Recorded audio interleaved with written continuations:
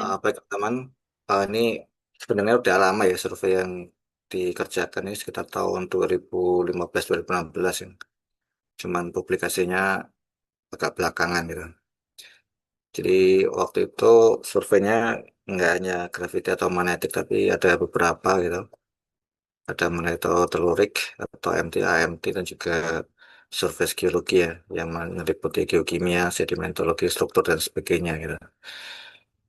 Nah tadi di panitia ternyata eh, peserta dari course atau workshop ini ada berbagai macam ini ya semester ya, semester 2 sampai semester 7 mungkin ya, sehingga saya tambahi slide-nya untuk flashback gitu sebelum masuk ke materi inti gitu.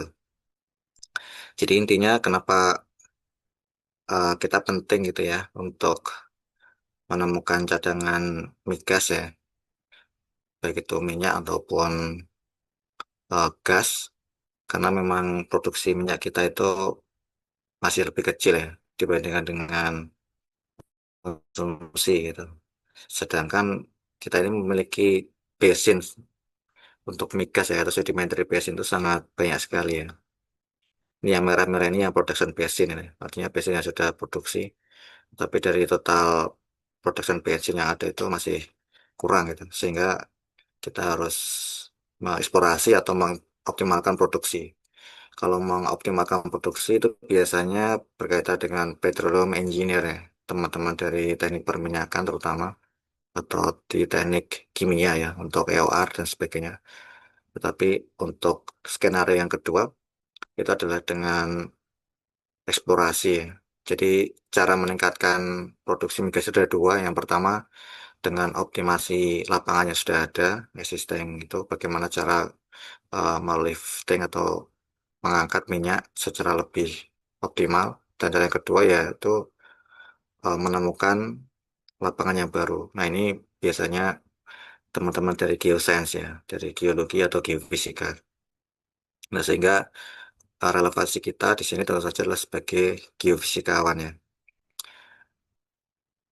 Tetapi untuk menuju ke sana ya, menemukan lapangan baru itu sangat lama lah, sangat lama dari sedimen dari basin study gitu, dari studi basin atau cekungan, terus kemudian studi petroleum system, kemudian studi play dan sampai prospek ya. Ini yang bawah ini ada ini ya PRMS ya Petroleum Resources Management System tuh. Jadi yang akan kita bahas di sini sebenarnya masih di level high estimate ya, masih jauh sebenarnya dari eh, apa yang dikatakan sebagai proof reserve, artinya jumlah cadangan oil atau gas dalam suatu struktur atau dalam suatu lapangan yang bisa diproduksi ya secara komersial. Ini nanti kalau mau tanya langsung aja ya teman-teman. Misalkan ini apa karena ini nggak saya jelaskan secara detail gitu. Jadi intinya yang akan kita bahas di sini masih dalam tahapan awal atau perspektif itu atau lebih tepatnya yang studi regional gitu. Mungkin play ya levelnya gitu. Dan jadi metode-metode yang digunakan ya untuk eksplorasi sangat banyak ya metodenya, nggak hanya metode geofisika, tapi ada metode dari geologi ataupun metode-metode yang lainnya. Ini metode-metode geofisika yang biasa digunakan itu. Metode berbasis elektromagnetik seperti magnetotelurik, transian elektromagnetik dan sebagainya. Yang paling banyak ini biasanya yang berbasis ini ya, gelombang seismik atau seismologi. Yang sekarang ngetren itu ada mikroseismik ya atau ANT, ambient noise tomography. Yang konvensional itu adalah seismik refleksi ya, yang biasanya menjadi metode wajib untuk eh, eksplorasi migas. Tapi yang kita bahas di sini adalah metode potensial, eh, adalah metode gravity dan magnetik. Nah, teman-teman mungkin yang semester 2 mungkin ya, atau semester masih awal-awal gitu, pertanyaannya tentang geofisika gitu ya. Jadi sebenarnya geofisika ini agak susah ya kita mendefinisikannya gitu. Karena kalau teman-teman geologi misalkan kan, dia mendefinisikan batuan itu langsung dari pengamatan atau pengukuran ya. Misalkan dia mendefinisikan apa itu shale itu atau clay, langsung mereka amati itu di bawah mikroskop itu. Misalkan itu ada mineralogi mormolonite, ada smectite, ada illite dan sebagainya, atau dari X-ray atau dari SRF itu, atau dari besar butirnya. Jadi pengukurannya itu secara langsung. Atau misalkan teman-teman kita dari fisika gitu. Dia kalau mengukur suatu geometri itu juga langsung itu. Tetapi kita yang di geofisika ini ya kayak gabungan dari keduanya ya, tapi memiliki sifat yang sedikit berbeda gitu ya. Jadi kalau teman-teman kita dari fisika atau engineer itu dia memiliki kepastian yang lebih baik gitu, karena apa yang diukur itu langsung gitu. Misalkan berapa suhu itu langsung diukur lah dengan termometer dan sebagainya. Kalau orang geologi ya dia langsung mengamati secara langsung walaupun dia nggak terlalu precise gitu. Tetapi geofisika ini agak unik karena yang kita amati sebenarnya adalah sinyal gitu. Baik dengan metode elektromagnetik, dengan metode kelistrikan, potensial, seismologi, radioaktif maupun thermal. Sebenarnya yang kita lihat itu adalah sinyal ya, bukan batuan itu sendiri gitu.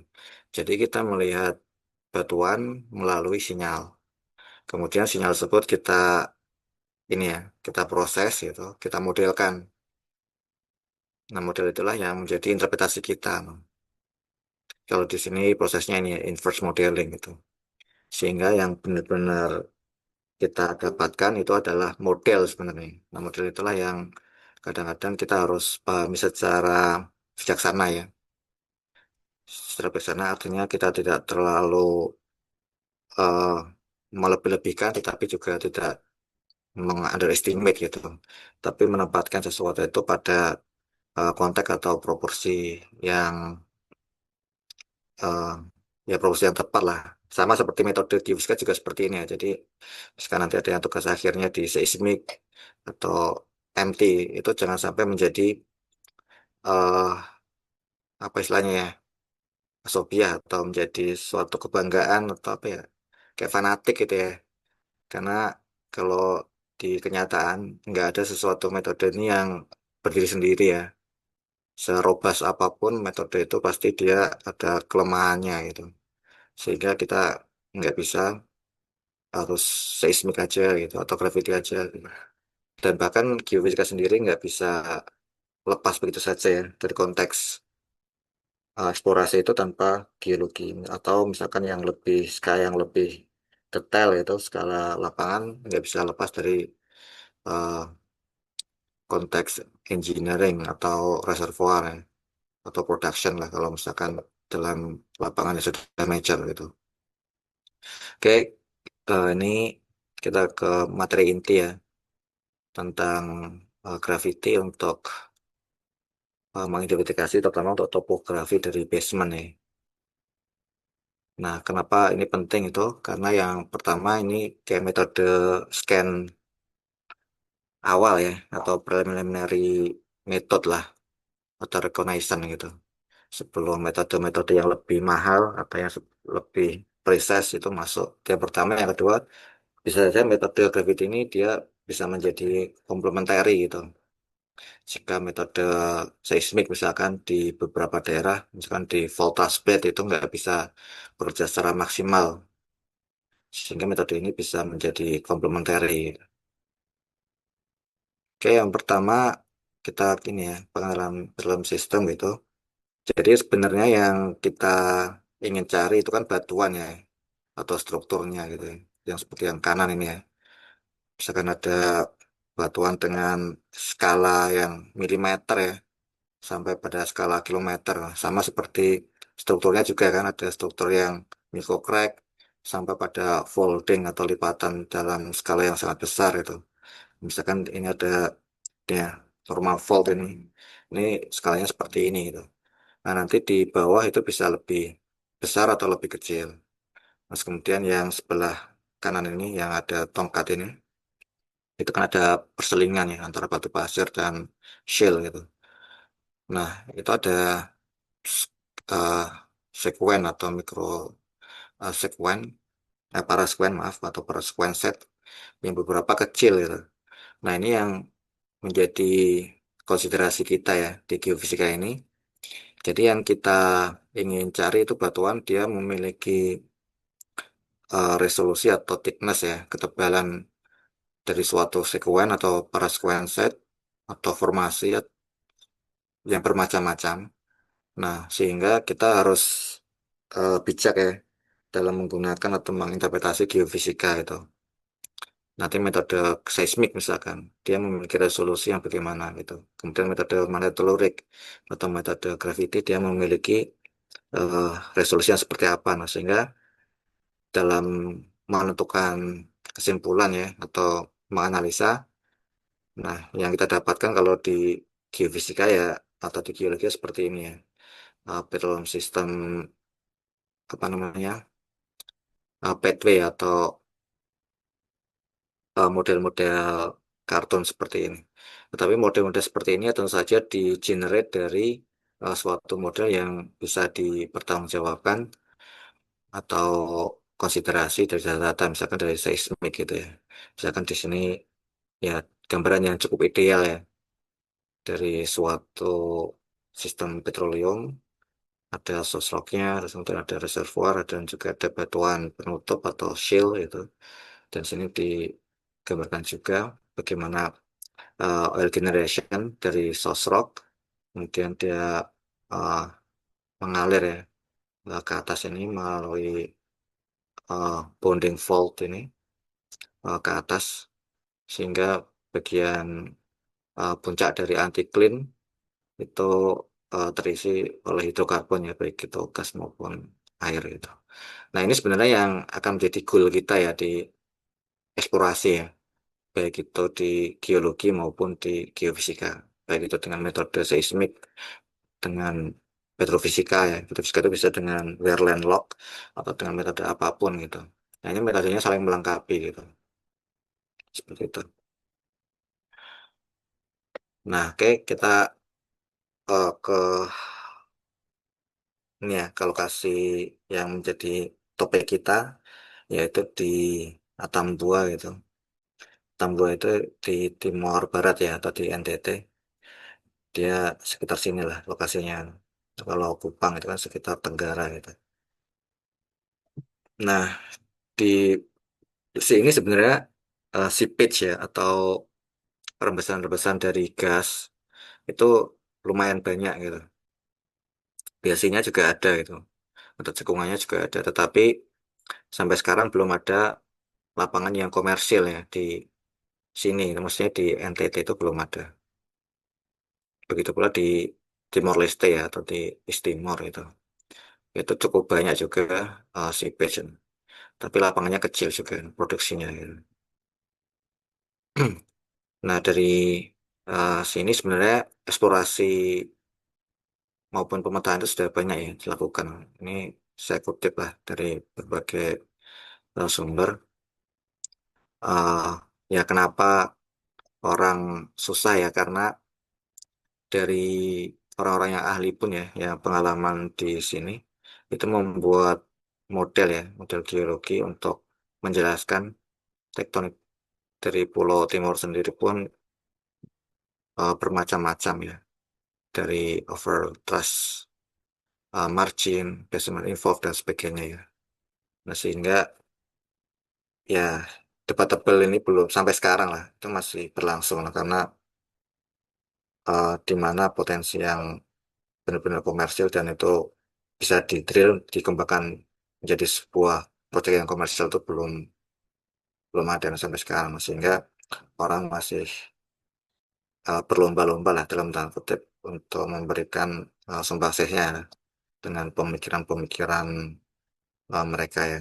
Ya, tentu saja mereka punya dasar sendiri-sendiri lah kenapa Kautan misalkan membuat model basement evolve ini ya. Terus kemudian saya membuat overtrust margin dan sebagainya gitu. Nah, kenapa dia cukup kompleks ya dan susah gitu dimengerti Pulau Timur, karena kalau kita ini ya flashback kepada teori ini ya, continental margin ataupun apungan benua atau eh, yang lebih baru. Sebenarnya Timor itu kan dulu bagian dari Gondwana Line ya, sebelum dia pecah dan drifting itu. Kalau yang persedi ini kan posisi Timor seperti ini ya, dia menjadi bagian dari outer art gitu, outer art Banda gitu. Sedangkan yang pulau-pulau di sebelah utaranya itu menjadi bagian dari inner art atau volcanic art-nya gitu. Nah, karena memang di bagian selatan kan kita lihat ini ya, suatu sistem thrusting yang oblik ya. Kalau di apa namanya dipasangkan dengan back thrust di bagian Banda art ini, sehingga memang periodisasi yang bermacam-macam ini yang membuat ya banyak model lah, karena setiap uh, time geologi itu nanti akan berbeda uh, peneliti menginterpretasikannya gitu. Karena yang terlihat di Pulau Timur ya seperti ini gitu. Di satu daerah itu ada batuan-batuan yang tua dan juga muda itu pada posisi yang juxtapose ya, saling sejajar itu. Sehingga masing-masing orang itu nanti akan memiliki interpretasinya sendiri gitu.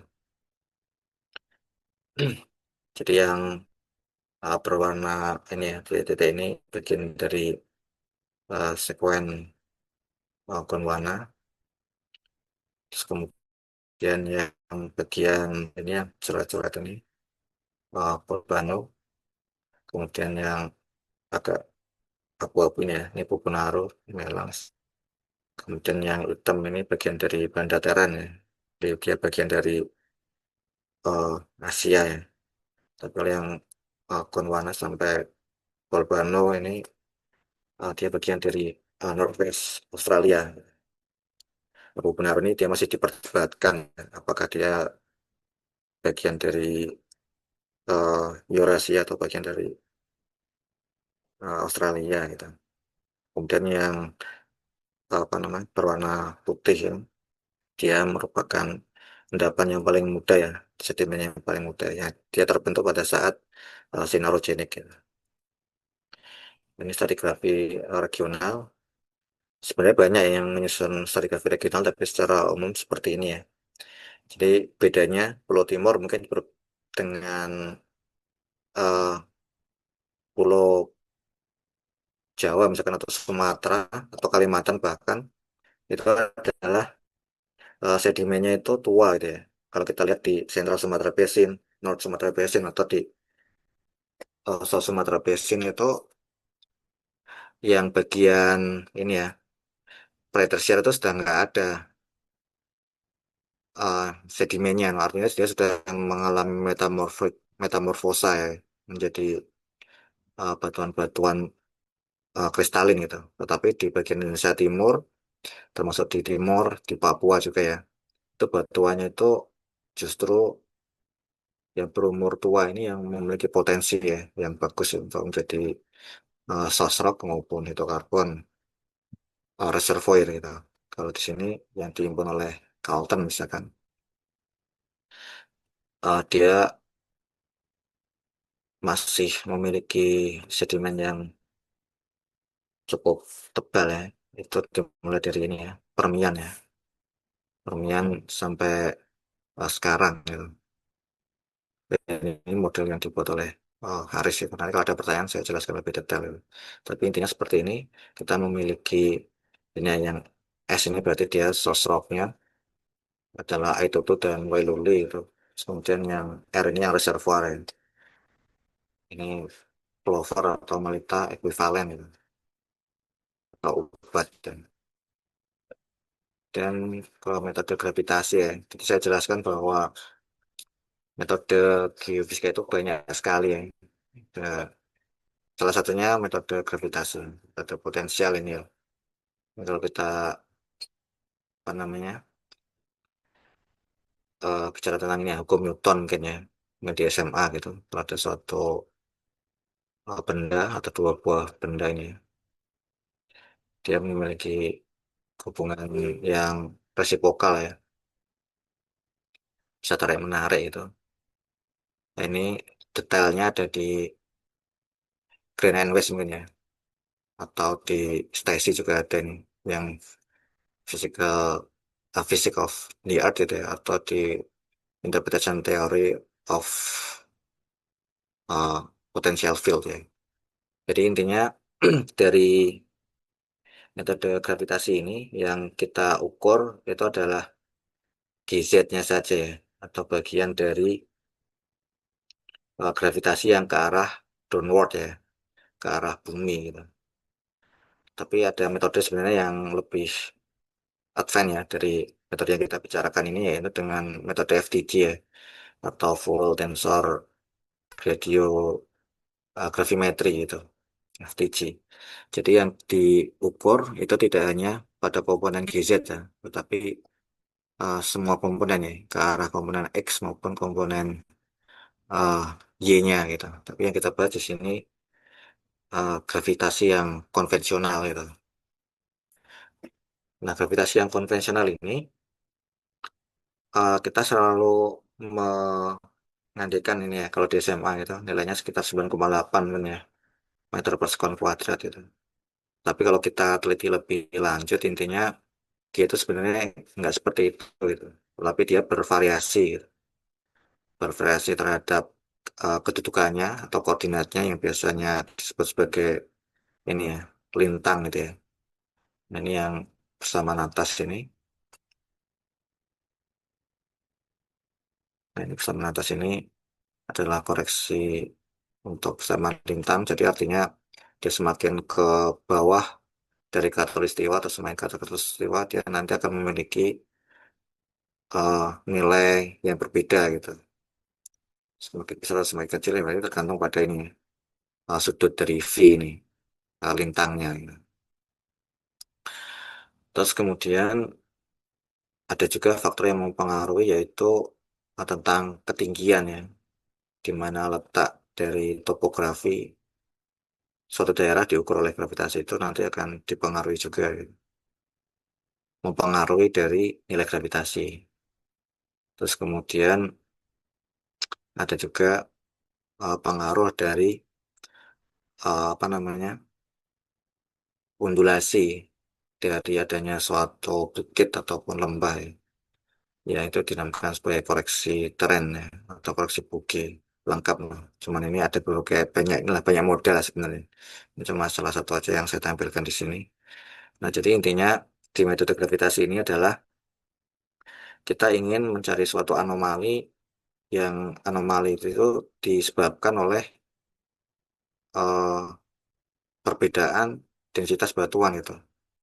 Nah, sehingga efek-efek dari posisi batuan itu diukur, terus kemudian ketiga dan sebagainya itu harus dihilangkan, loh. Sehingga kita menamakannya sebagai geoteoritis ya. Jadi semua efek ini ya, dari koreksi udara bebas dan sebagainya ini, kita himpun jadi satu menjadi geoteoritis ya. Nah, perbedaan antara geobservasi itu berarti nilai yang kita ukur dari gravimeter ya, dengan Lacoste Romberg atau dengan Skintrack atau dengan merek yang lain. Nah, selisih dari itu adalah anomali gravitasi. Nah, inilah yang kita cari gitu kalau di geofisika. Nah, ini saya pikir ini sudah disampaikan mungkin di kuliah-kuliah. Ini cuma satuan saja. Jadi kalau yang biasa kita gunakan di SMA mungkin meter per sekon kuadrat ini ya. Tapi kalau di eksplorasi yang kita gunakan satuannya adalah miligal ya. Kalau untuk skala yang lebih detail itu, untuk monitoring atau time lapse microgravity, satuannya mikrogal gitu. Jadi tergantung nanti sensitivitas dari alat maupun survei yang digunakan gitu. Untuk tujuan apa gitu. Ini saya ulangi lagi supaya lebih memvisualisasikannya. Jadi yang kita cari delta G ini ya, atau anomali gravitasi. Biasanya orang menyebutnya sebagai Bugis anomali gitu. Udah simpel Bugis anomali, biasanya koreksinya itu nggak sampai TC atau trend correction, ya, koreksi medan. Ada juga yang komplit Bugis anomali, berarti sudah dikoreksi eh, tren atau medan ini. Nah intinya seperti ini. Eh Kalau di titik A ini misalkan ya, nah, di titik A ini kita mengukur itu, mengukur suatu medan gravitasi sehingga kita akan memiliki pembacaan gravitasi di alat ya, atau skin track atau gravimeter apapun gitu, berapa miligal gitu. Nah, berapa miligal itu kan nilai yang terukur ya, atau istilahnya itu G observasi. Nah, tetapi kita tidak tahu sebenarnya apakah itu nanti akan memberikan efek yang eh, terhadap batu itu seperti apa, no. Sehingga kita perlu menstandarkan atau mereference ya nilai pengukuran kita itu ke dalam suatu apa namanya base station ya atau reference, dan juga menselisihkannya dengan ini ya dari G normal sampai tren ini atau nilai teoretiknya, no. Sehingga kita tahu nilai A di sini itu berapa. Nah nilai A sini berapa ini nanti akan dia itu terhubung itu dengan nilai yang sudah terstandar itu. Nilai standar kalau di Indonesia misalkan di Badan Geologi ya, di Museum Geologi itu kan ada itu yang apa namanya titik ikat pertama ya, istilahnya itu titik ikat nol lah. Nah titik ikat nol itu ya sudah diikat langsung lah ke Jerman lah, kalau di gravity ini pusat pertamanya dulu di Jerman gitu. Sampai sekarang juga masih loh nilai standarnya lah, misalkan sama kan kayak di fisika itu kan ada 1 second itu apa definisinya itu kan ada kan yang disimpan di Paris kalau nggak salah ya, kalau itu standarnya gitu. Seperti Welok juga ada kan standarnya ada di Texas ya. Nah ini kan seperti ini teman-teman. Nah terus, nah oh ya ini sebenarnya yang saya kerjakan waktu itu nggak cuma gravitasi ya, tapi ada juga dari data MT dan juga data magnetik ya. Cuma yang kita bahas sekarang ini adalah data gravitasi aja lah dengan pemodelan 2,5D ya. Walaupun saya juga ngerjakan yang 3D ini. Jadi pemodelan 2,5D ini sebenarnya mirip dengan pemodelan 2D ya. Jadi pemodelan di geofisika ini memang agak tricky lah. Yang pertama itu adalah pemodelan 1D ya. Jadi kalau pemodelan 1D berarti dia hanya bervariasi terhadap dimensi kedalaman ya atau Z. Dia kalah lateral X maupun lateral Y itu sama gitu.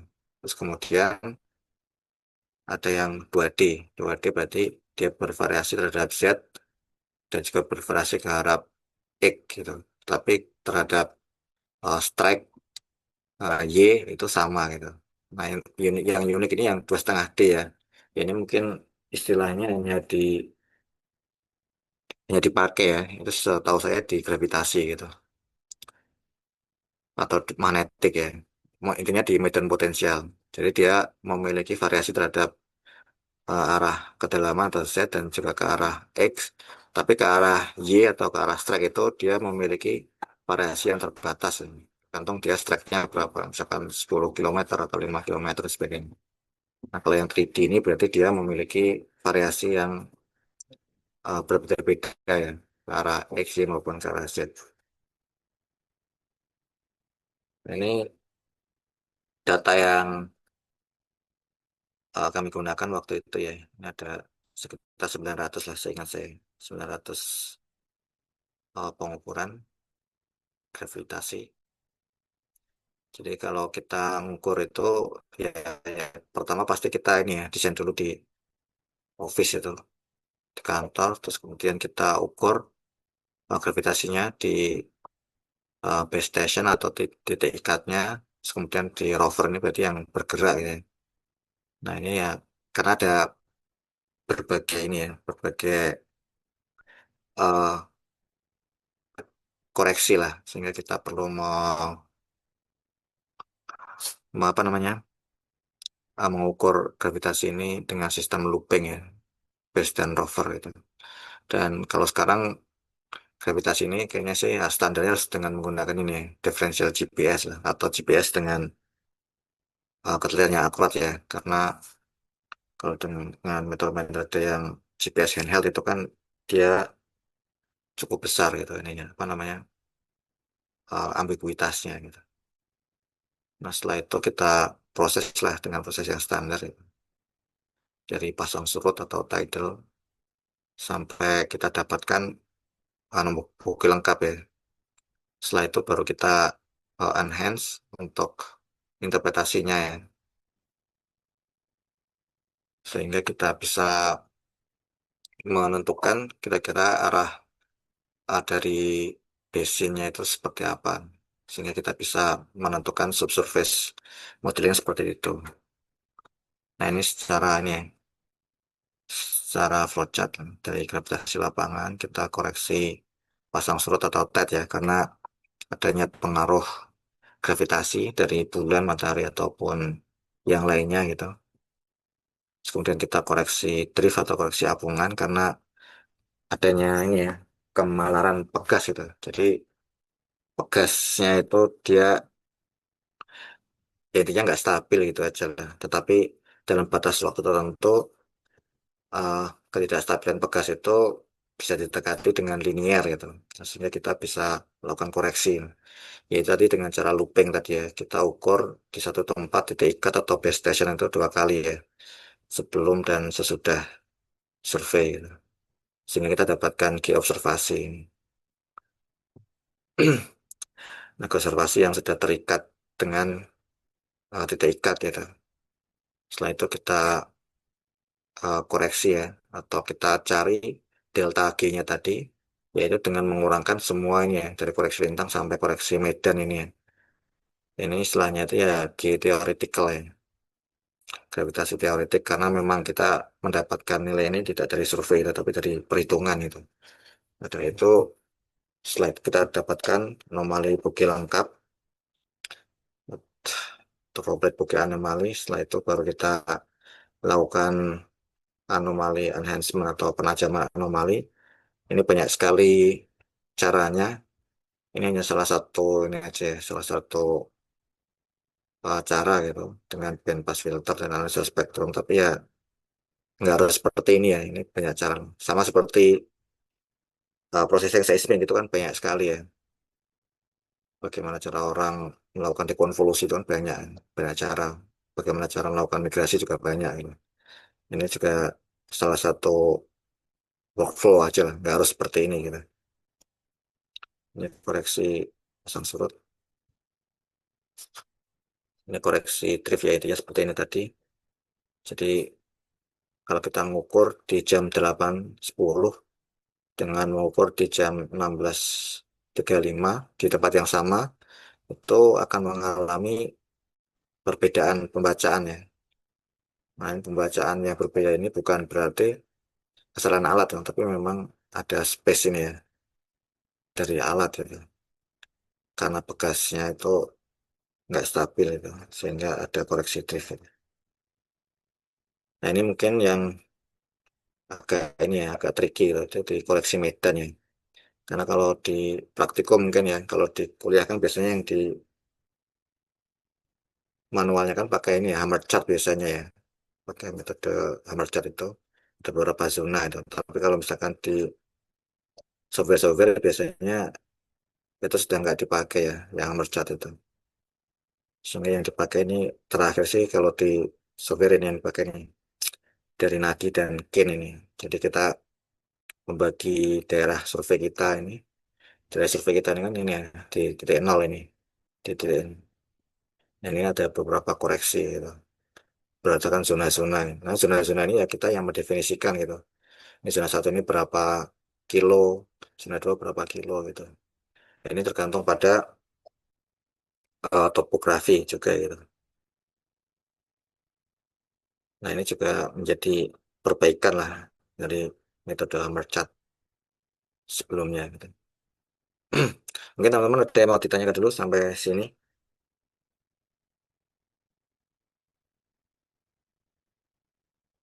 Ada teman-teman ada pertanyaan? Bebas ya, yang saya sampaikan atau di luar itu juga nggak apa-apa gitu. Gimana, ada mau tanyakan dulu?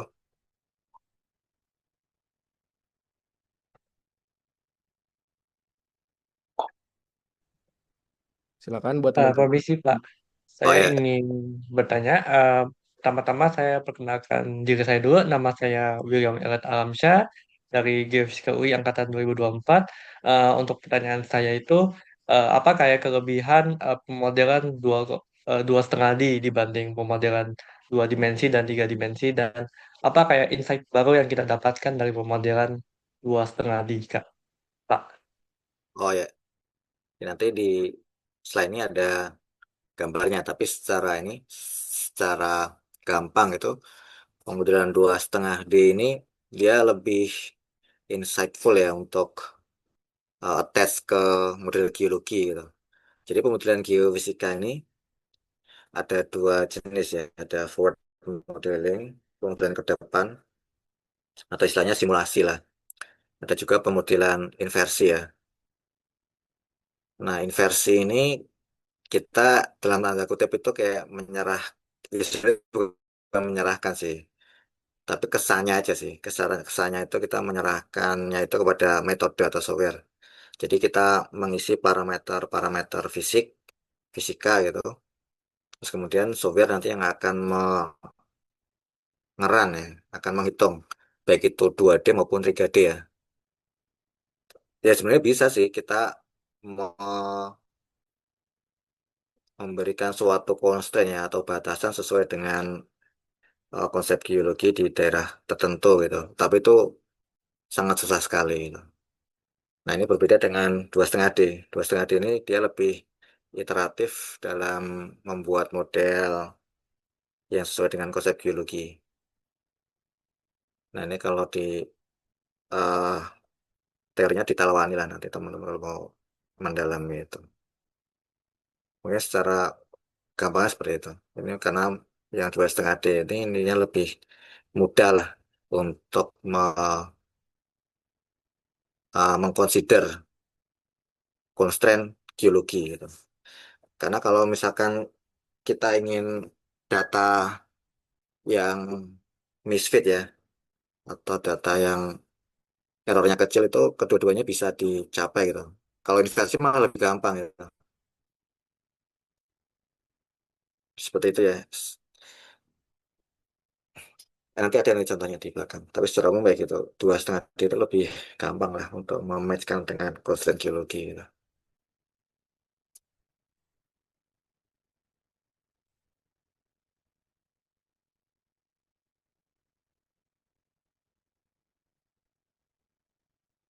Ada yang lain mungkin teman-teman?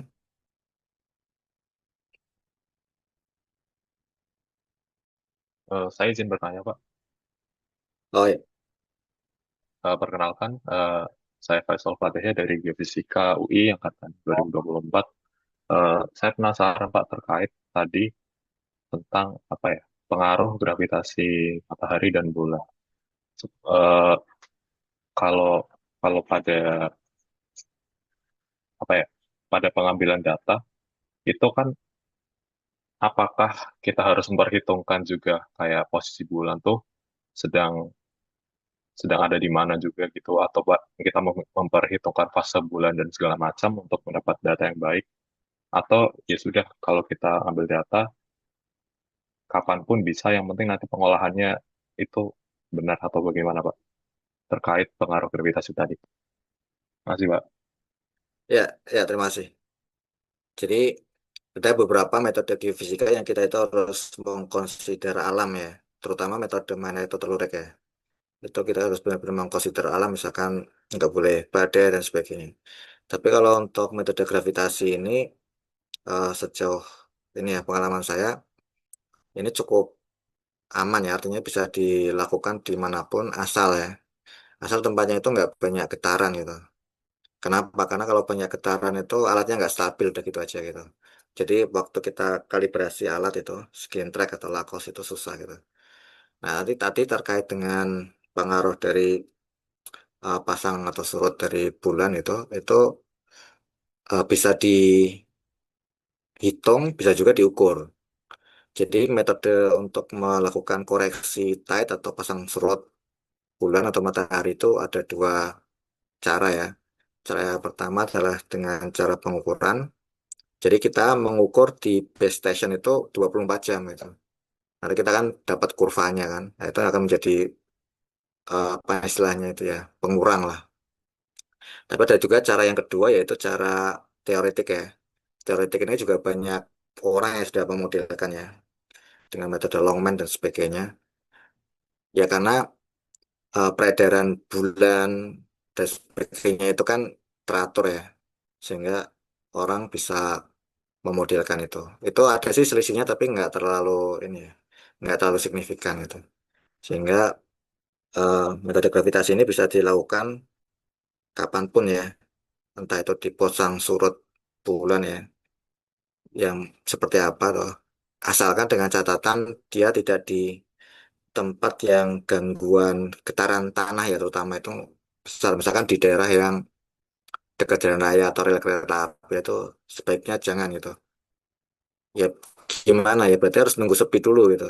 Misalkan ngukur di kalau di Jawa misalkan di alun-alun ya, ya itu harus nunggu sepi artinya ya pengukurannya itu malam hari gitu.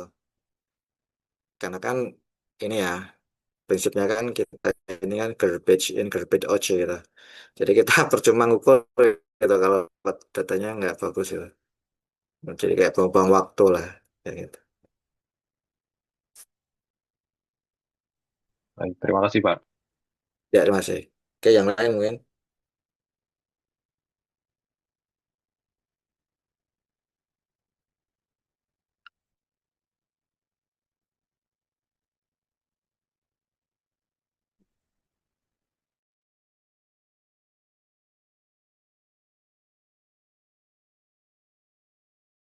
kita lanjutkan ya.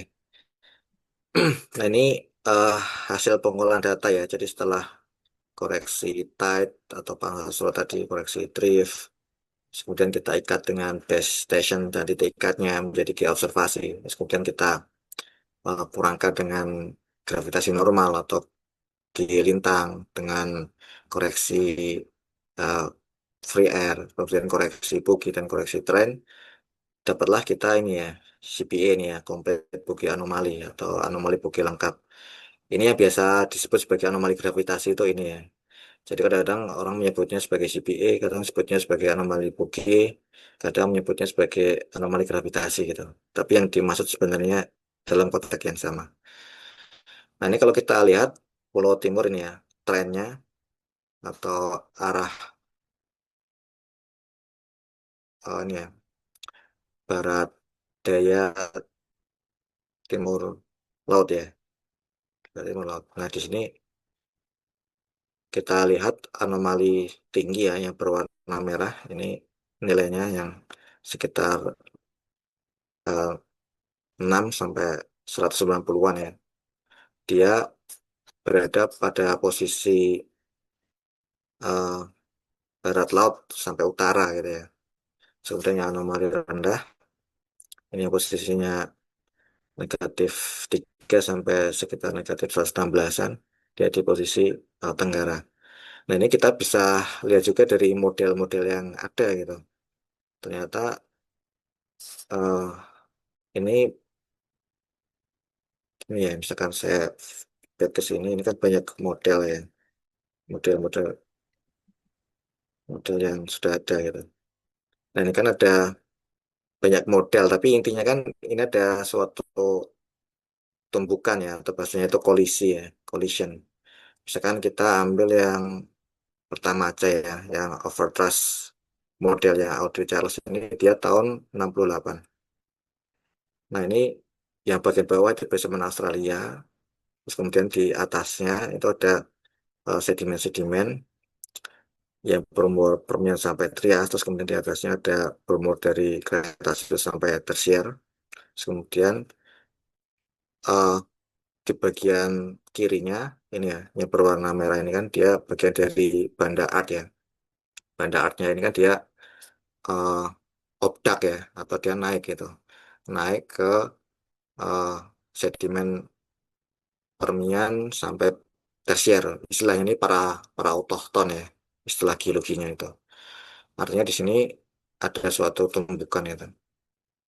Nah, Banda Art sini, terus kemudian sehingga di sini ada material-material yang eh, numpuk gitu ya dari Banda Art. Terus kemudian dia di sini misalkan yang bagian ribbon ini, di bagian basement gitu, dia basementnya malah naik ini, yang teori ribbon ya.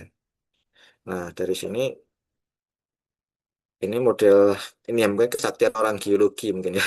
Itu tahun segitu kan nggak tahu apakah mereka itu ada data gravitasinya atau enggak gitu.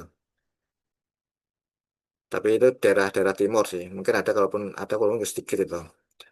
Itu ternyata setelah kita ini ya beberapa cocok gitu ya dengan pengukuran kita gitu. Itu artinya ya orang geologi itu walaupun datanya sedikit itu bisa membuat konseptual model yang bagus ya. Karena di sini kita lihat eh, basementnya itu secara umum nih ya lebih dangkal gitu dibandingkan dengan bagian yang sini gitu karena obdak tadi. Nah ini cara memperoleh ini nanti akan kita filter ya atau anomali enhancement tadi dengan analisa spektrum ini ya. Nah kita batasi spektrum yang low cut dan high cut-nya ya. Ini segini ya 0,2 sampai 0,1 mungkin ya. Nah ini dapat anomali residualnya ya atau anomali sisa. Nah, ini bedanya yang CPA dengan anomali residual adalah ini tadi spektrumnya. Kalau yang CPA ini kan full ya dari sini ke sini. Ini adalah anomali dari spektrum, maaf, spektrum dari CPA atau anomali Bokeh. Nah, sedangkan kalau anomali residual berarti spektrumnya yang di sini aja gitu. Nah, ini kita menentukan batas bawah yang low cut filter dan high cut filternya ini berarti kita sendiri ya, teman-teman. Karena tadi ya di awal yang kita lihat di geofisika kan sinyal ya. Jadi ya kita mau mengkatnya itu di sini juga bisa ya, mau mengkat di sini juga bisa ya. Nah ini apa pertimbangannya? Pertimbangannya dari slope ini ya. Jadi kita yakini bahwa slope ini adalah uh, uh, batas ya antara yang sini keras dengan yang regional sini mungkin sini regional sampai ke lokal. Jadi kita masih tertarik pada anomali-anomali yang letaknya itu lokal sampai regional. Tapi di anomali-anomali yang rendah gitu, atau istilahnya itu ini ya superficial noise mungkin kita nggak tertarik, no. Sehingga di bagian ini ini ya kita cut gitu, sehingga ini yang kita ambil. Nah ini dia coincide ini ya dengan kedalaman ini. Jadi kita dapatkan kedalamannya sekitar sini. Nah cuma kita perlu ini juga teman-teman apa namanya kita consider ya bahwa kedalaman yang diprediksi dari anomali gravitasi ini ya tentu saja tidak ini ya tidak sepenuhnya precise itu. Kalau kita ngomongin di sini kan mungkin kedalamannya sekitar 5 gitu. Sini ya mungkin sekitar berapa ya? Ya sekitar 2 atau 3 gitu. Ya nggak precise seperti itu ya, beda dengan seismik kan. Tapi ya kurang lebih seperti itu gitu. Masih ada more less-nya nah. Tapi more less-nya itu nggak 1-2 meter teman-teman. Molesnya itu ratusan meter gitu. Bisa 100 meter, bahkan bisa 500 meter. Itu masih masuk di pemodelan gravitasi gitu. Jadi kalau teman-teman ada model gravitasi, oh ini membuat basementnya yang satunya 1.500, sorry, yang satunya misalkan 3.000, yang satunya 3.500. Kalian mempermasalahkan, tapi modelnya itu bentuknya sama, ya artinya itu kalian ini gitu, belum memahami gitu. Belum memahami. Karena kita akan bicara tentang resolusi ya, resolusi baik itu spasial maupun horizontal. Nah ini kalau gravitasi ya memang seperti ini teman-teman. Jadi ya metode gravitasi atau magnetik ya atau metode potensial lah pada intinya ya dia tidak cukup precise ya, misalkan dibandingkan dengan metode seismik atau metode wear landlock dan yang semisal gitu. Nah, ini kalau kita pisahkan tadi ya, jadi artinya kita sudah memisahkan anomali dengan wave number kecil ya, dan juga wave number yang besar itu, sehingga kita dapatkan anomali istilah seperti ini ya. Kalau di sini kita lihat ada suatu zona ini ya, yang kecil itu, nilai anomali gravitasinya, dan ini sebenarnya sudah didefinisikan sih sama teman-teman geologi ya. Kalau teman-teman geologi itu kan dia mendefinisikannya kan dari uh, sin orogenic sedimen ya. Jadi sin orogenic sedimen itu ya sedimen yang terbentuk setelah tumbukan tadi. Setelah kolisi lah, itu dinamakan sin orogenic sedimen itu. Ya, dia endapan muda aja sebenarnya. Nah, tetapi di sini seperti ini, kita bisa mendefinisikan dari gravitasi seperti ini. Nah, bedanya apa yang kita definisikan dengan yang teman-teman geologi definisikan? Ya, ini beda nih teman-teman. Kalau saya plot ini, saya overlay gitu dengan sin orogenic apa namanya basin itu akan berbeda. Ini lebih besar atau lebih kecilnya juga berbeda. Kenapa? Karena yang didefinisikan dari geologi atau sin orogenic sedimen itu adalah benar-benar pure dari sedimen yang berumur muda ya. Kalau di sini kalau nggak salah sekitar umur Pliocene lah. Tapi kalau yang didefinisikan oleh gravitasi ini karena tadi kita mengambil sinyal yang cukup dalam ya sini gitu, sehingga dia lebih dalam lagi dari sinerogenic sedimen gitu. Bahkan pada endapan atau sedimen para autochton ya, tadi yang berumur Permian sampai bahkan Cretaceous tadi. Seperti ini. Jadi definisi basin itu harus kita ini ya nanti kalau misalkan sama teman-teman geologi kita jelaskan gitu bahwa basin sini ada irisan yang kuat dengan basin yang didefinisikan oleh geologi tetapi dia tidak 100% sama gitu. Itu menjadi poinnya. Nah, ini pemodelan 2,5D-nya ya. Ya, tentu saja pemodelan 2,5D ini sebenarnya adalah ya pemodelan yang sangat ini ya oversimplified lah. Karena ini sebagai preliminary result aja waktu itu ya. Karena apa namanya? Ini yang hijau ini ya, yang berwarna hijau ini. Ini sebenarnya kalau di geologi ya ada dua sekuen besar yang Kegneno dan Kolbano ya. Kegneno Kolbano itu ya kalau di sini kalau ini dari yang Atahok atau Maubise ini sampai pada ini nih Wailuli gitu. Atau bahkan sampai sini. Jadi dia memiliki range yang besar gitu. Nah ini kalau di pemodelan yang lebih detail, ini bisa kita pisah-pisah lagi nih di bagian yang hijau maupun yang biru ini. Nah ini masih ini ya pemodelan awal gitu. Tapi paling enggak dari sini sebenarnya yang paling penting adalah konsep berpikir kita ya. Terutama misalkan yang di pemodelan A ini ya, di pemodelan A ini. Nah di sini ada suatu ini ya bounding fault yang besar itu yang memisahkan antara basement ya, yang Australia dengan yang orange ini yang Banda gitu. Yang Banda ini dia obdak gitu. Nah ini sebenarnya itu yang paling penting gitu. Kita membangun narasi atau membangun konsep itu. Nah, bagaimana Pulau Timur ini khususnya di West Timor itu mengalami evolusi ya. Kalau yang kita lihat ini kan berarti pemodelan yang present day gitu. Tapi kalau misalkan nanti strukturnya bagaimana lebih detail, nanti kita bisa modelkan lebih lanjut. Makanya tadi di awal kita state bahwa eh, eksplorasi itu panjang gitu ya. Dari play sampai ke proof reserve itu banyak gitu. Jadi nah, kapan kita menyebutnya itu sebagai play, kapan kita menyebutnya itu sebagai lead, kapan menyebutnya itu sebagai apa namanya, prospek, kapan menyebutnya itu sebagai apa namanya kontingen resources, kapan menyebutnya sebagai probable reserve dan sebagainya sampai proof reserve itu nanti data apa aja yang diperlukan untuk masing-masing status itu ada gitu. Nah, yang kita bicarakan sekarang ini dari konsep regional sampai ke play gitu, teman-teman. Jadi misalkan nanti ada, oh ini kok ada selisih 500 meter basementnya, itu biasa gitu. Nah, beda misalkan teman-teman sudah di skala lapangan ya. Mohon Oh, maaf, itu Pak. ya, Karena keterbatasan waktu, sesi materi tersisa 3 menit ya. oke, oke. Mau dilanjut ke sesi hands-on. Terima kasih. Ya. Nah, ini seperti ini ya. Jadi apa namanya? eh Kemana kita harus merefer gitu di status tahapan kita gitu. Nah, ini sudah yang saya jelaskan tadi. Nah, ini pemodelan 3D-nya ya. Jadi pemodelan 3D-nya itu ya intinya kita apa namanya? Tidak hanya membuat parametrisasi, no, tapi juga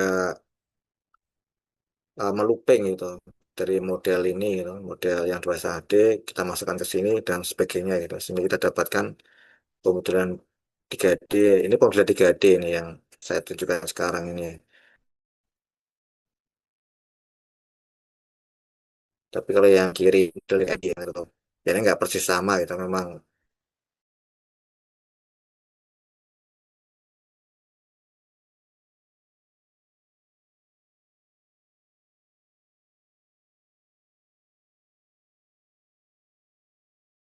model geologi ya. Model geologi inilah yang paling penting gitu. Nanti untuk eh, menentukan suatu jebakan ya hidrokarbon itu. Jadi kita eh, membuat narasi lah. Ya, misalkan ini pada saat pre-reef ya, apa namanya, tahapan pertamanya, terus kemudian pembentukan sesar-sesar seperti ini gitu. Nanti kalau mau tanya saya ulangin ke sini lah. Tapi intinya yang kita dapatkan nanti hasil akhirnya itu seperti ini lah. Nanti dari sini nanti kita bisa lakukan ini ya, analisa petroleum system yang lebih detail gitu. Nanti apa yang menjadi batuan induk, menjadi reservoir dan menjadi shale-nya gitu. Nah ini juga kita kolaborasikan gitu dengan penelitian-penelitian yang sudah ada maupun penelitian kita sendiri, misalkan dari teman-teman geokimia ataupun dari ini ya, dari teman-teman sedimentologi gitu. Kita tentukan ground type-nya seperti apa gitu. Nah dari sinilah baru kita bisa membuat suatu play analisis gitu. Nah ini contoh lain ya di suatu basin yang lain gitu. Jadi kalau pemodelan yang terintegrasi seperti ini nih. Ini datanya nggak cuman gravity yang saya sebutkan tadi ya, yang GZ gitu. Tapi ada FTG, gitu. Jadi ada 6 komponen FTG, terus kemudian ada magnetic, ada juga seismic gitu. Nah ini masing-masing kita eh, buat modelnya gitu. Setelah itu kita eh, gabungkan ya ke dalam pemodelan 2,5D. Nah ini teman-teman, bagusnya pemodelan 2,5D kayak gini. Kita bisa mengconsider surface geologi. Terus kemudian dari berbagai macam komponen sensor FTG, magnetik, dan bahkan dari interpretasi seismik ini. Nah, dapatkan model yang bawah ini. Gitu. Oke, ada mau tanya ke dulu mungkin teman-teman sebelum ke demo software?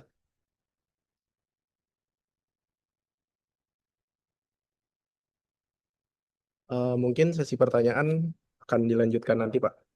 Oh, nanti aja, oke. Oke. Baik, karena dari tadi kita sudah menyimak pemaparan dari Pak Edi. Terima kasih Pak Edi atas pemaparannya. Keren banget ya, melalui penjelasan yang dipaparkan oleh Pak Edi, kita jadi tahu bagaimana metode gravitasi dan magnetik bisa dimanfaatkan untuk memetakan struktur bawah permukaan, khususnya dalam mengidentifikasi cekungan sedimen dan sesar di wilayah kompleks seperti Atambua, Timor Barat. Benar, kita juga jadi paham tahapan pengolahan data gravitasi mulai dari koreksi pasang surut hingga pemisahan anomali, serta bagaimana data ini bisa digunakan untuk mendukung eksplorasi hidrokarbon dengan mengenali potensi batuan induk, reservoir, dan batuan penutup di wilayah tersebut.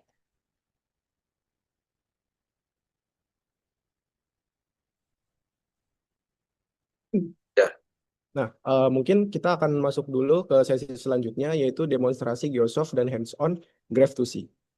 Bagi teman-teman yang sudah mendownload Graph2DC, bisa segera dibuka ya Graph2DC-nya. Langsung Oke, aja untuk sesi hands-on ini saya serahkan kembali ke Pak Edi. Kepada Pak Edi dipersilakan. oke, terima kasih. Oke, sebelum masuk ke sana saya sedikit menunjukkan ini aja ya. Eh, ini data mentah kita ya seperti ini gitu. Ini data yang diukur ya. Ini pengumpulan pertama ya di base gitu, di titik ikat. Ini penutupnya. Nah, ini tadi ya, ini koreksi pasang surut atau tight-nya gitu. Setelah itu kita koreksikan. Ya, ini adalah apa namanya untuk koreksi driftnya seperti ini. Nah, dapatkan key observasi. Nah, ini key observasi ini nanti yang akan kita apa namanya kita lanjutkan ya pengolahannya di Excel juga bisa sebenarnya ya. Di Qsoft juga bisa gitu. Dari key observasi ini sehingga kita bisa apa namanya ini kalau dari sebentar.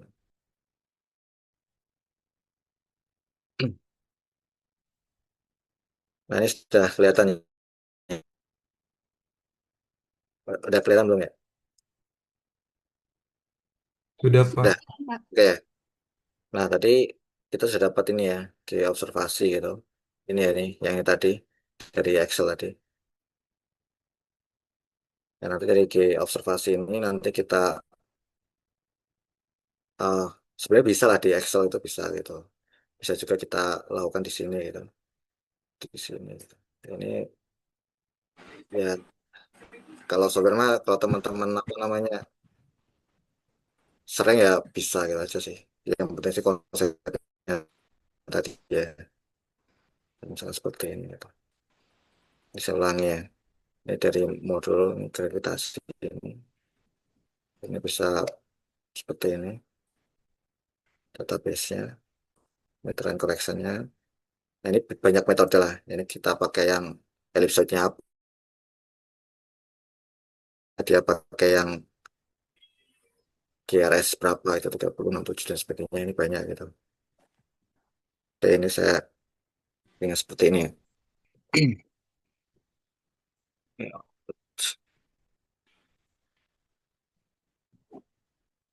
Nah, ini saya ulangi lagi. Ini step by step aja. Mungkin free air anomaly. Ini yang observasi yang kita dapat dari apa namanya? Dari perhitungan Excel tadi ya. Ini outputnya misalkan ini apa nih? UI VAA ya. Nah, ini kita bisa pilih ya ini ya. Nah, ini pilihan ini ya kita mau menstandarkan ke mana gitu. Maksudnya itu menstandarkan misalkan kadang-kadang gini, di survei itu sudah ada data gravitasi gitu, orang gitu. Nah, kita ini menggabungkan, berarti kita kan ya harus ngikut ya, mengikat itu. Ini misalkan 67 ya. Ini juga ini kita mau pakai yang mana gitu. Ya ini sih, yang penting konsisten aja lah. Karena kalau konsisten nanti anomalinya nggak akan berubah gitu. Oke. Nah, ini ya, ini kita ya tadi, FAA. Nah, ini bisa kita lihat, kita create dulu ya. Kita create yang apa ini? Oh, ya, FAA ya.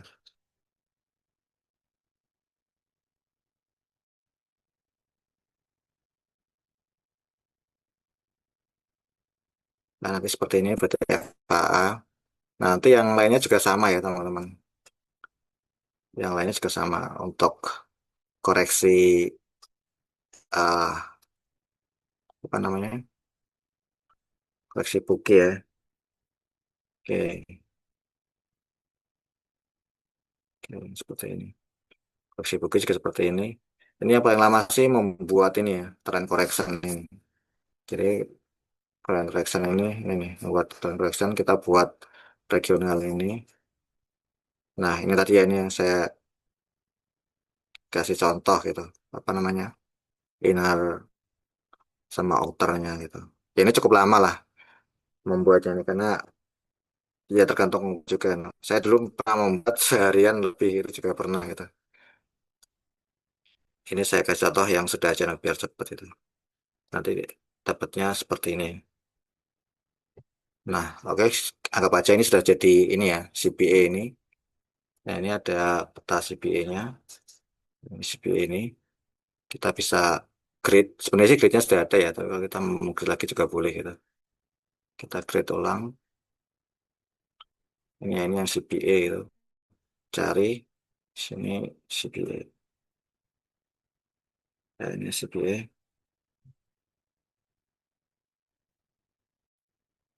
Oke, CPA. Nah, ini. Nah, nanti dari sini teman-teman bisa apa namanya main enhance ya, enhance ini dengan filter-filter ini, filter grid dan sebagainya gitu ya.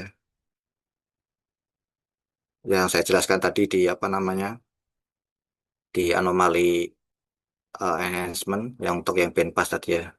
Nah, nanti dapatnya seperti ini nih, yang anomali regional.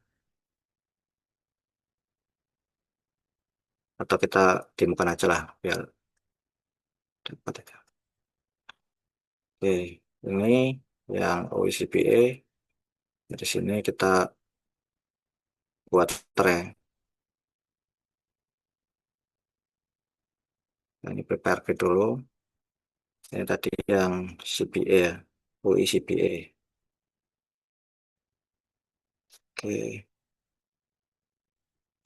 OECPA.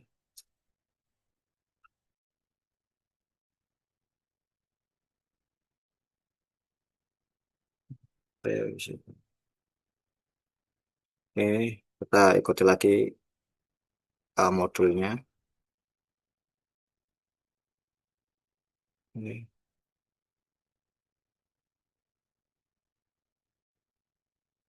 3.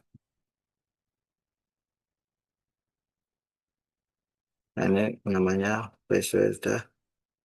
Ini spektrum saja ini.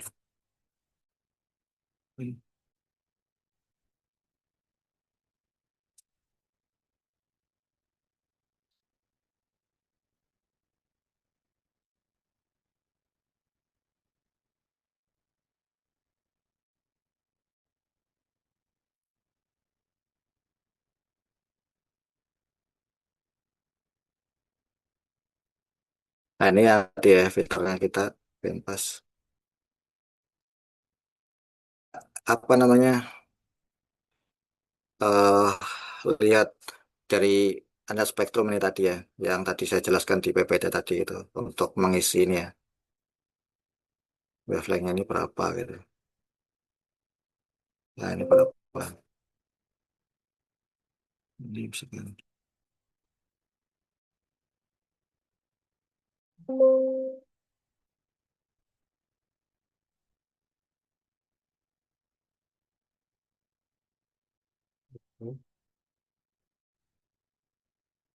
Nah, ini ya teman-teman ya. Ini yang digeser-geser tadi ya. Tadi itu nilainya berapa ya? 100.000 kalau nggak salah ya. Ini yang tadi dari analisa spektrum tadi gunanya untuk mengisi ini teman-teman. Ini 10.000 kalau nggak salah. Oke, ini kalau sudah apply. Nah, ini berarti residual. Ini, ini. Nah, ini berarti peta ini kita ya, terus B kita.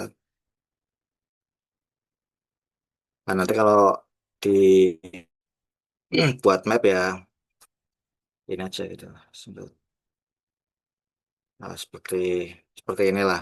Nanti mapnya bisa kita customize gitu. Oh, CPA. Tapi kita sedang ini ya nggak bahas yang ini gitu biar karena waktunya terbatas. Yang tadi ini. CPA.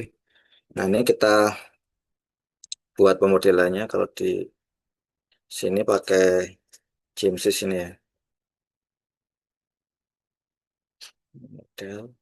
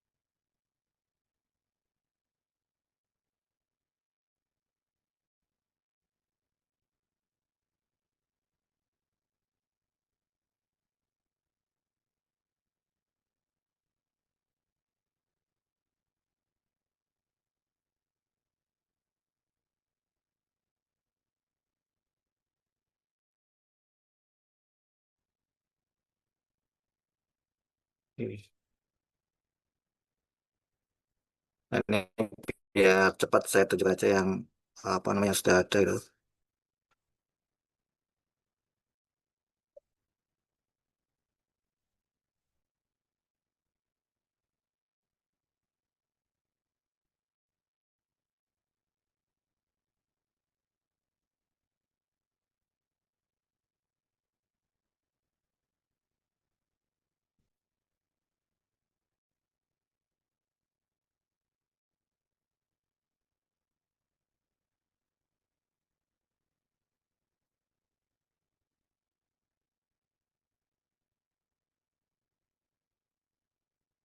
Nah, pemodelan kita itu di sini teman-teman. Jadi kita menggeser-geser ini.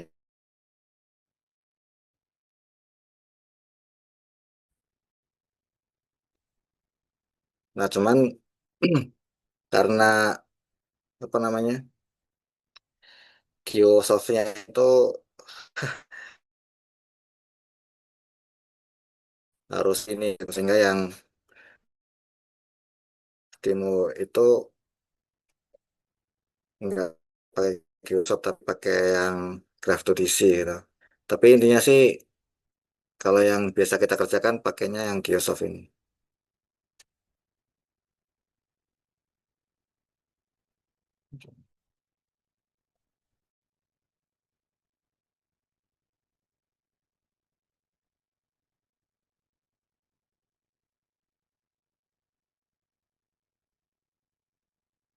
Nah, teman-teman bisa memulainya yang Graph2DC. Graph2DC. Udah ini ya, udah di download ya. Nah, ini bisa dibuka softwarenya, bisa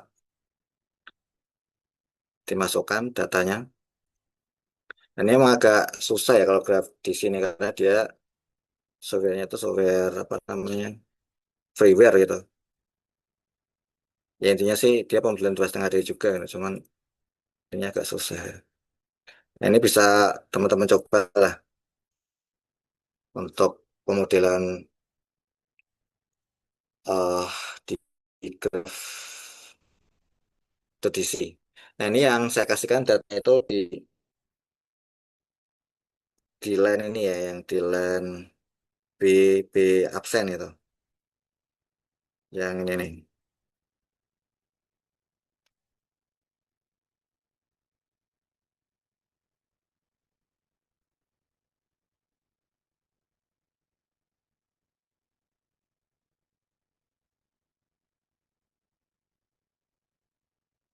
Nah yang ini, yang line B ini teman-teman.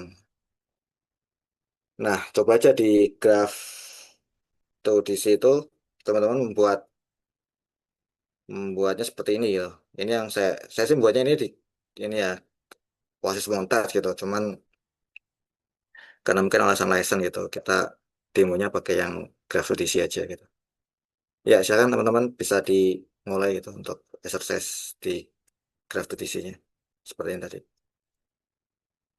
Kalau ada mau sambil ini ya, sambil teman-teman exercise itu, kalau ada yang mau ditanyakan bisa sambil paralel gitu. Nah ini teman-teman nyontek aja lah seperti ini gitu. Ini kan hasil yang sudah match gitu. Ya sebenarnya sih untuk sampai ke sini kita perlu ini ya, bicara tentang konsep biologi dan sebagainya gitu. Tapi kita nggak consider lah untuk hari ini gitu. Ya silakan teman-teman bisa yang sudah ini ya, yang sudah mendownload datanya dan graph 2DC bisa mulai akses. Tinggal dibuka aja itu nggak diinstal ininya. Graph 2DC-nya nggak diinstal ya. Nah, ini buat aja ya modelnya gitu. Saya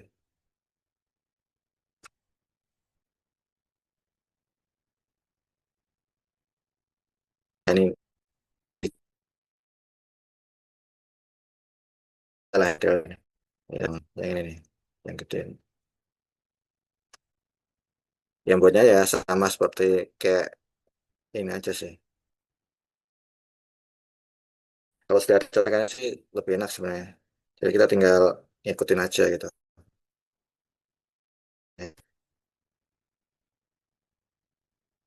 Ya, sekarang teman-teman sambil dicoba-coba exercise-nya ya. Karena kalau membuat ini memang agak lama ya. Kalau benar-benar kita membuatnya dari awal ya, membuat apa namanya modelnya gitu. Karena kita memikirkan konsep geologi itunya yang lama ya. Jadi nggak cukup sehari 2 hari gitu, tapi agak lama ya. Tapi kalau misalkan teman-teman sudah paham itu tentang geological framework dan sebagainya gitu, nah itu cepat aja gitu.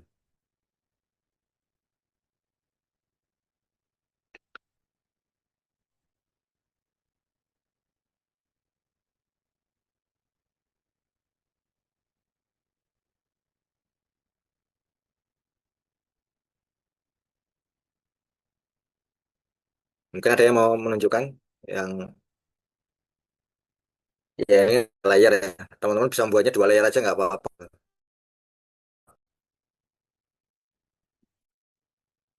Simil. Misalkan misfitnya masih besar juga nggak apa-apa ya. Apa ya?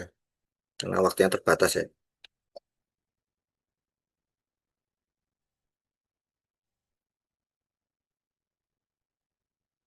Ya, silakan teman-teman sambil kerjakan exercise. Mungkin kalau ada yang mau ditanyakan.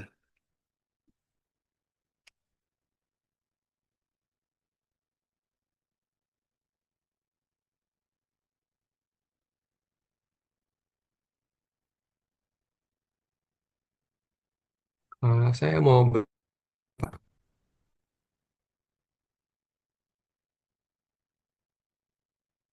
Ya, silakan. eh, perkenalkan terlebih dahulu, nama saya Vincent dari Giri Pak. Ini kan bahwa di daerah sana terdapat topografi yang kasar dan geologi permukaan yang kompleks. Nah, kalau dari Bapak sendiri, menurut Bapak cara uh, paling efektif untuk mengkonfirmasi model cekungan yang bakal kita petakan tuh dengan metode seperti apa ya, Pak? Apakah yang menurut Bapak tadi sudah sangat efektif atau ada metode yang menurut Bapak bisa lebih efektif dan tidak terlalu memakan budget mungkin bisa dibilang? Ya, ya. Ah, Jadi yang kita kerjakan di sini itu sebenarnya udah integrasi ya, nggak cuma dari gravitasi, tapi ada juga yang dari surface geologi. Surface geologi itu yang mencakup sedimentologi, biostratigrafi, geokimia, dan sebagainya. Ada juga dari magnetotellurek dan AMT dan geomagnet itu. Terakhir yang dikerjakan oleh teman-teman badan geologi itu menambahkan ini ya, ANT itu ambient noise tomography. Jadi metode itu sebenarnya sudah integrasi gitu. Tapi masih kalah gitu metode seismik gitu. Kan masalahnya seismik itu nggak perform di situ. Jadi survei yang dari Amoses dan sebagainya ya tahun 90 kan, ya saya ada sih seismiknya itu kayak karena blur gitu.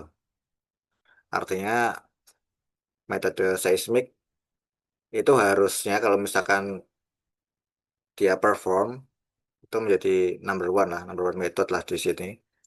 Cuman yang pernah dikerjakan itu nggak bisa gitu, nggak perform karena kemungkinannya.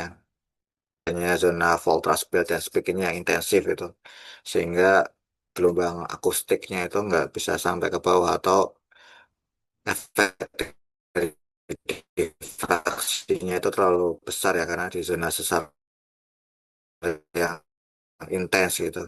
Itu juga karena sudah gabungan dari banyak metode gitu. Cuma yang kita tampilkan, yang saya tampilkan di sini itu hanya yang gravity saja gitu. Tapi sebenarnya sih nggak cuma gravity yang dikerjakan gitu.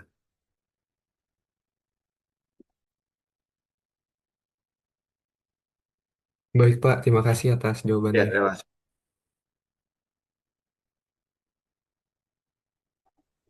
Baik, Ya kalau ada karena sesi hands-on sudah berakhir, terima kasih. Oke, baik karena sesi hands-on telah berakhir. Jadi kita sudah tahu ya konsep dasar dari penggunaan Geosoft sebagai software geofisika yang membantu proses pengolahan dan interpretasi data gravitasi, serta bagaimana modul Graph2DC digunakan untuk melakukan pemodelan bawah permukaan secara 2,5D. Kita jadi mengenal fitur-fitur penting seperti pengaturan densitas, editing bentuk model, hingga perbandingan antara data observasi dan hasil perhitungan model. Lewat hasil ini, kita juga belajar bagaimana membangun model geologi yang masuk akal, menyesuaikan dengan data lapangan, dan memahami aplikasinya dalam eksplorasi cekungan serta sistem petroleum. Baik, karena kita sudah menyimak pemaparan materi dari narasumber kita hari ini, mungkin muncul beberapa pertanyaan nih tentang materi yang telah disampaikan. Jadi, bagi teman-teman yang masih belum mengerti atau ada yang mau ditanyakan dan didiskusikan, kami persilakan untuk raise hand atau ketik di kolom chat. Nah, buat teman-teman yang ingin bertanya, silakan ya.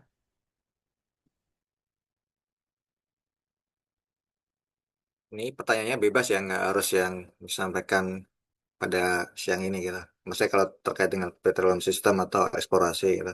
Kalau saya bisa jawab ya saya jawab gitu. Kalau enggak ya kalian tanya yang lain gitu. Ya bebas aja lah, nggak usah sampai nggak usah terbatas pada materi ini juga nggak apa-apa.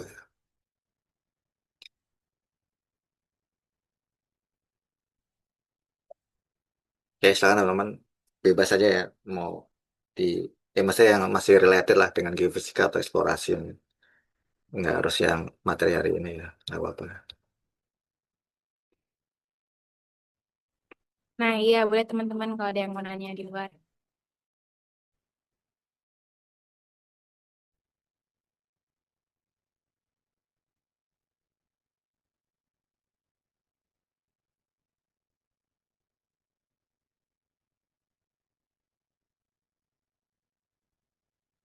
Pak, saya mau izin nanya lagi Pak, sepertinya. Ya, silakan. Ya.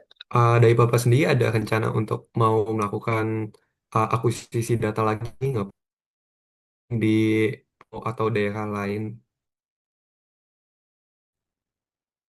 Timor ini setahu saya PSG nih mau FTG, mau run FTG di sana. Yang tahun ini masih tender kan? Oh begitu ya Pak. Siapa? Ya, yang di Timor. Setelah ini, maksudnya setelah akuisisi ini kan tahun 2015 ya. Itu ada data dari PSG itu yang baru itu ada ANT itu ambient noise tomography itu. Jadi kayak lanjutan gitu, lanjutan. Kita kan satu ini ya, satu kementerian lah sama Badan Geologi gitu. Nah ini yang tahun ini kalau misalkan jadi itu ada survei FTG. Jadi FTG itu ya advance-nya yang kita sampaikan ini. Jadi kalau sekarang ini kan gravity dianggap seolah-olah ya, seolah-olah skalar gitu, karena cuman satu komponen aja kan, GZ gitu. Tapi kalau yang FTG itu ada 6 komponen, sebenarnya 9 kan, 9 komponen, tensor lah, tensor 9. Cuman tensornya itu simetrik gitu, sehingga yang upper, yang LU kan, yang bagian bawah sama atas itu dijadiin satu gitu, sama karena sama ya.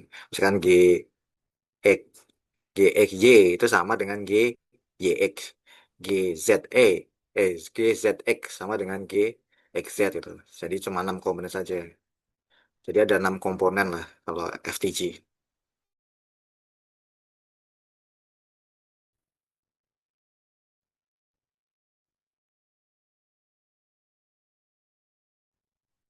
ngukurnya airborne biasanya. Cara prosesingnya juga beda gitu. Nggak seperti yang saya jelaskan tadi. Kalau ini ya langsung ngukurnya di darat gitu.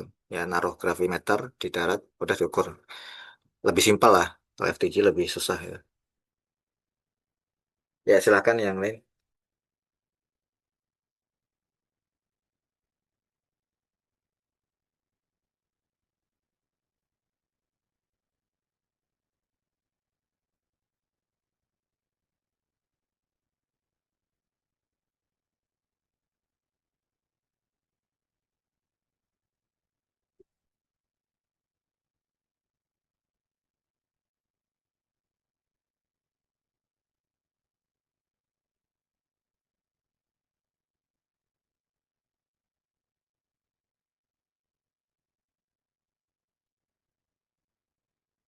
Izin bertanya, mungkin Ya, bisa. silakan.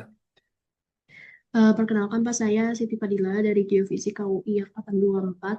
Mau nanya aja, tadi kan dari hasil pemodelan anomali Brugger sama residualnya itu, eh, saya masih kurang ngerti gimana tren struktur linearnya tuh bisa berpengaruh gitu ke pembagian cekungan sama potensi perangkap buat hidrokarbonnya itu bagaimana. Mungkin bisa bantu dijawab Pak. Makasih. Oh ya. Ya. Jadi jadi itu kan kalau kita kembali ke konsep dasar, dia kan ukur massa ya. Kalau yang di praktikum fisika dasar mungkin, ya kan ukur massa ya. Nah, massa itu kan eh, apa namanya dipengaruhi oleh densitasnya kan. Karena densitas itu kan massa per V ya. Jadi proporsional lah antara massa dan densitas itu. Nah, sehingga kita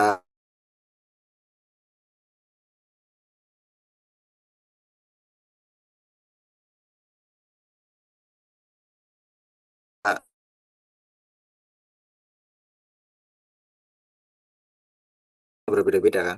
Batu batu lempung, sorry, batu gamping. Itu kan dia memiliki densitas yang berbeda kan.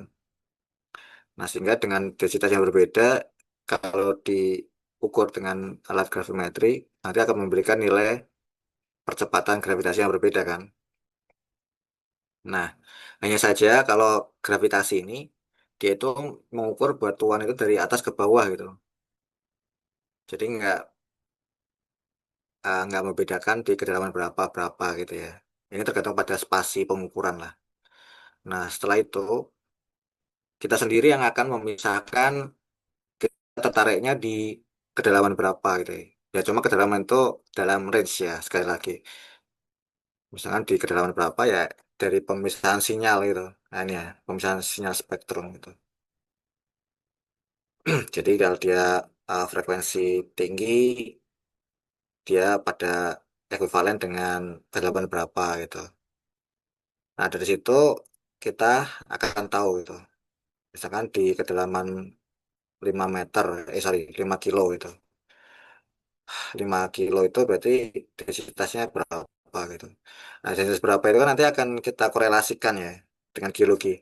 Korelasi yang paling bagus itu ya tentu saja dengan data coring ya. Data coring atau data cutting. Data coring itu adalah batuan ya yang diambil pada saat ngebor itu. Saat pemburan, drilling itu, batuan diambil menjadi uh, uh, semacam core lah berapa mereka 1 meter misalkan ya. Nah, kalau data core itu kan berarti nanti bisa dibawa ke atas kan. Kita confirm, oh ini, misalkan kalau di sini, misalkan batuannya sudah mengalami ini ya, metamorfik ya, menjadi serpentinit misalkan, atau filit, atau skis gitu ya. Kita kan bisa lihat langsung itu, dibawa ke atas. Tapi itu mahal gitu. Kalau di Timor setahu saya belum ada data seperti itu. Nah, sehingga harus ada data analognya gitu, data penggantinya lah. Supaya kita tahu bahwa yang 5 kilometer itu adalah basement dari mana? Dari survei geologi. Nah, survei geologi itu kan beberapa ini ya, beberapa batuan itu kan sudah tersingkap ya ke permukaan ya atau outcrop lah istilah orang teman-teman geologi. Nah, ini ya. Nah, ini batuan-batuan yang sudah outcropping itu. Ada batuan-batuan yang tua dan sebagainya. Yang Gondwana Kalau Bano ini tua ini, yang ini kan. Ini misalkan di Dili. Di Dili ini kan masih satu pulau kan. Jadi evolusi cekungannya sebenarnya bareng gitu. Sehingga kalau di sini ada temukan batu-batuan tua dan sebagainya, ya kemungkinan kalau orang geologi dia menginterpretasikannya sebagai basement gitu.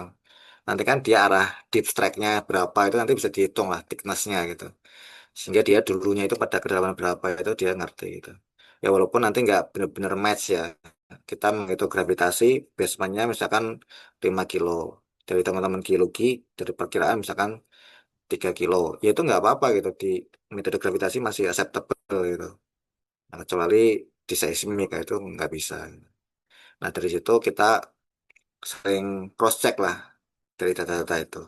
Nah setelah itu, setelah kita tahu basementnya ini ya dari sistem petroleum ini, yang kita carikan sebenarnya sedimen ya.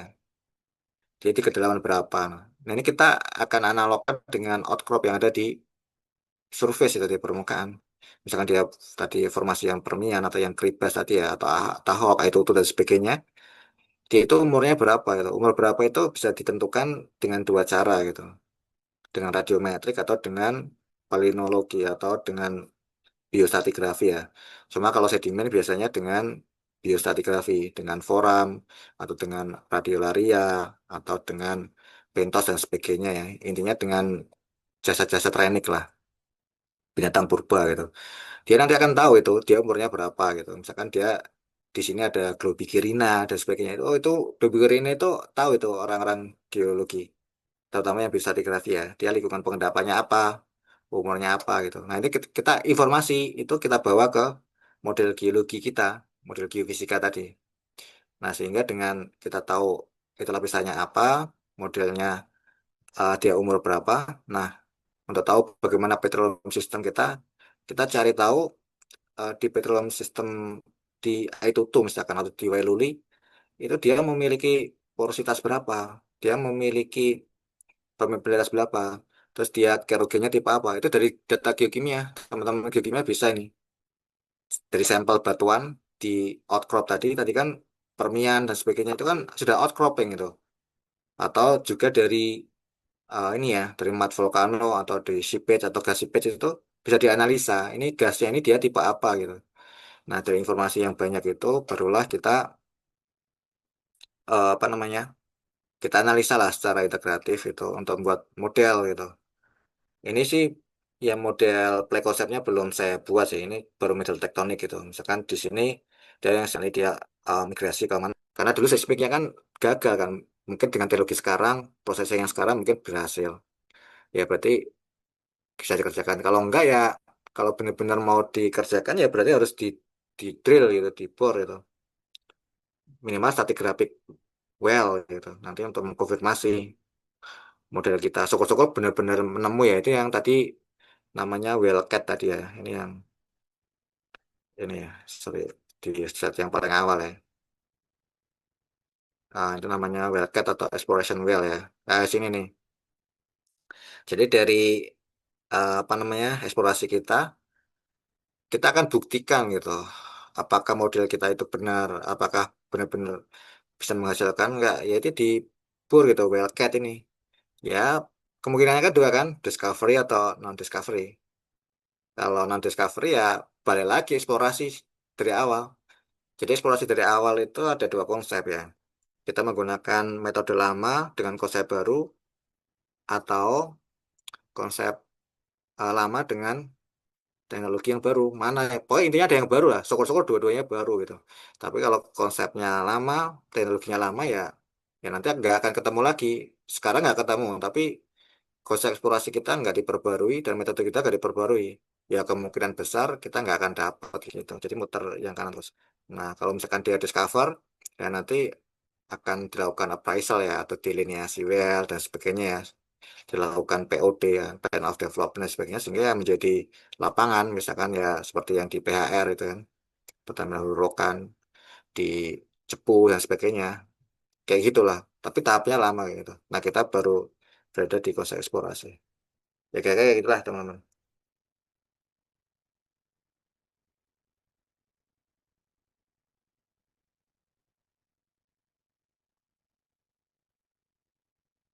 Baik, apakah menjawab untuk Kak Siti? Baik, makasih sekali lagi kepada Kak Edi untuk jawabannya. Oke. Baik, mohon maaf teman-teman karena pertanyaan dari Kak Siti merupakan pertanyaan terakhir dari sesi tanya jawab ini.